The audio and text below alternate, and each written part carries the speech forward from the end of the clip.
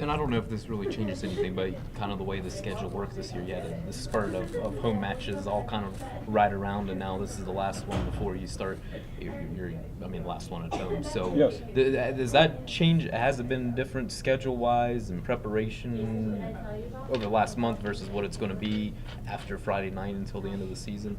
You know, it's so part of sport that I don't know that I even focus on it. That you make me think about it, it's been nice not have to pack the suitcase and travel and so forth. But it really comes down to you're so used to it that when there's a match and it's away, you know what you're dealing with and you get ready and wrestle. And I think it's a minimal impact, except that it's a nice thing to stay home and not pack your suitcase and so forth, and it doesn't impact your class schedule. So, but what's nice this year, you have to recognize, and you don't want to live in the future, you flip it around, everything that was home this year is going to be away next year. So it'll, over a 2-year period, it'll balance out a little bit. But this year it's been nice. Yeah, it's a good observation on your part. Will there be some emotions though Friday with it being the last time for some of your guys competing in the Coliseum and especially with this event is it, I don't know, because there is going to be the temptation to see how the gymnastics team is doing, to take in the last time being in the Coliseum. Are there some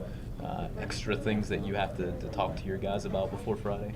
Yeah, I don't think so. You know, again, these guys have been competing since they were 5-6 years old, and you know, whether it's in the Coliseum, whether it's in the Shell Building, whether it's in the wrestling room, when it's time to wrestle, when it's time to compete, you know, I think they've been trained that it's time to compete. And you know, all those things I think you do when you reflect when things are over, that hey, that was my last match in the Coliseum. But I don't think if they're going to be effective, and they've been working, you know, all their life at learning to be effective of how to compete well, that you need to stay right in the present. You've got a match in front of you, and maybe when it's all done, you might go home and think, boy, that was my last time. But I don't think when it's time to compete, those are things that you allow to be part of your conscious thinking.